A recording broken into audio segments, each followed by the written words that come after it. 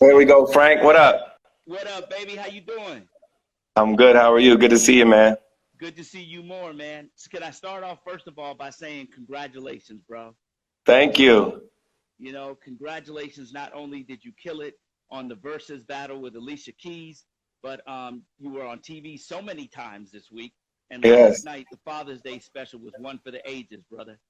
Thank you. We had so much fun making it. We had a lot of our friends join us, like Common and Stevie Wonder, Quincy Jones, Anthony Anderson, so many great people, great dads that wanted to be a part of it. And we had some laughs, we had some tears, and we had some good music. It was a good time. It was a great time. So you know what I want to do? I got to start because I've tasted both of your wines. Okay. Okay. So Which ones did you taste? I have like four different varieties. so I like this rosé right here, Yes, that's one of our favorites. the Legend Vineyards. And Yes. my wife and I had dinner tonight, and she made me open the sparkling rosé. Yes, yes, yes. So I like this one too. But tell me about this. How did you get started with wine? So I had been wanting to do wine for a while because all of my fans always would tell me how much they love my music with wine and how it kind of just went together. And so many of my trips and great restaurant experiences included wine. So I just felt like it was something that I really connected to. And so I started researching and meeting people in the business. And we became acquainted with a guy named Jean-Charles Boisset. He's a French guy, but he works in Napa Valley now. And he has a company called Boisset Wines, and he owns Raymond Vineyards as well in Napa Valley. And we decided we would collaborate on some stuff. And so we created my brand, which is called LVE, Legend Vineyard Exclusive. We have a rosé, a sparkling, and a rosé still. And then we also have a Chardonnay, a sparkling white, and we have two reds. One is a red blend, and one is a Cabernet Sauvignon. So we got covered pretty much all the wines you need. And I'm personally involved in all the blending and tasting and getting it ready for you. And I stand by all of them, and I'm excited for you all to try them. Man, listen, I'm a huge Cabernet fan, so I can't wait. I can't wait Yes, to try it. I was super excited. Matter of fact, the other day I was with Jeezy, my man Jeezy, yes. and Jeannie, and we were drinking the rosé. So we love it definitely. I'm glad y'all love it. I was on Jeezy's last project and I love Jeezy. And so I'm glad y'all enjoying the music and the wine. And the wine, bro. So Yes. real quick, man, real quick, I definitely got to ask you. You know, last night we got a chance to hear some of the music from the album, Yep. and we got a chance to hear the title track. And Yes. you said you had done that before, and it fit the perfect time right now for what's going on. Tell everybody. Yeah, so the title track, of course, is called Bigger Love, and then I also wrote another one called Never Break. Both of them were written last year, but both of them feel like we need them in this moment. They're songs about resilience, about hope, and about the power of love to get us through during these tough times.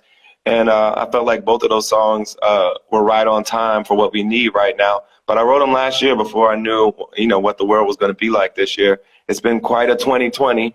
It's been a lot of crisis and a lot of pain and a lot of mourning and a lot of outrage. But hopefully the summer will be better for us, and hopefully this music will help us get through it. So last night I heard when I would hear you sing, I heard you do like a Stevie Wonder song. Yeah, we did Higher Ground at the end of the show. Yep. Yeah. So and then you said Stevie's like one of your close friends now in the show, Yes. even though it was hilarious what you guys did last He tried night. to disown me on national television, but we really are good friends, I think. I think. Yeah. So and he's one of your biggest mentors. Absolutely. He's been a mentor of mine. The first time we collaborated together and the first time I met him was when we were rehearsing for the BET Awards back in 2005. He and I did a duet where we mixed together Ordinary People and My Cherie Amour. And we performed together. That was a Stephen Hill idea at BET way back in 2005. And that was the first time we met and collaborated. And we've been friends ever since. He was at my wedding. He sang at my wedding. I sang at his wedding.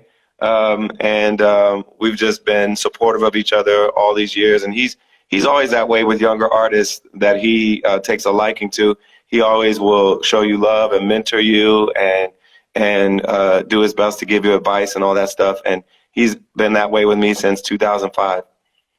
You know, can I tell you my favorite part of last night's Uh-huh. Father's Day special?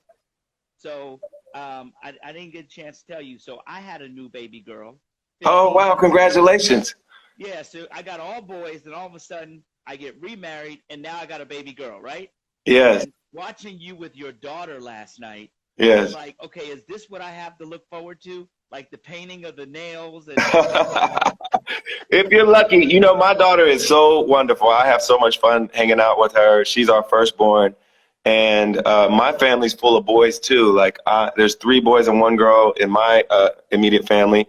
And then a lot of my uncles and aunts have mostly boys too. So it's like a boy heavy family. So we weren't used to having a lot of young girls in the family, but my daughter is so funny and smart, and she's just got good verbal skills. She's just fun to be around. And I spend a lot of time with her, and I enjoy her so much. So if you're lucky, your daughter will be like mine, and you guys will be best friends. there you go.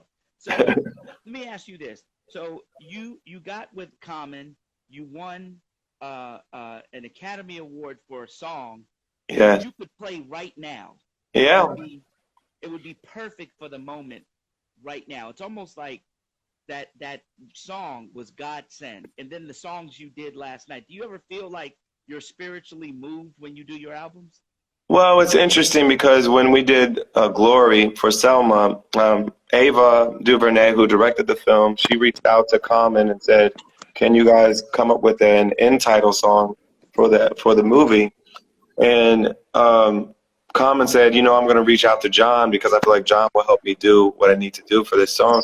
So we wrote the song, and you have to remember at that time what was going on was the Ferguson conversation around Michael Brown. Folks were getting in the streets about that.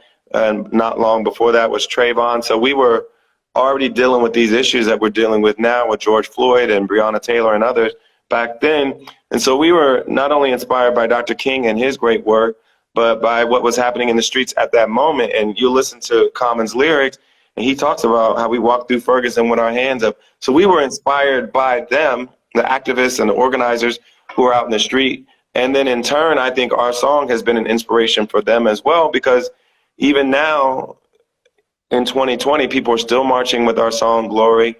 And it's been a really inspiring song for so many people. So we're honored that people choose to march with our song and that it still means so much to so many people.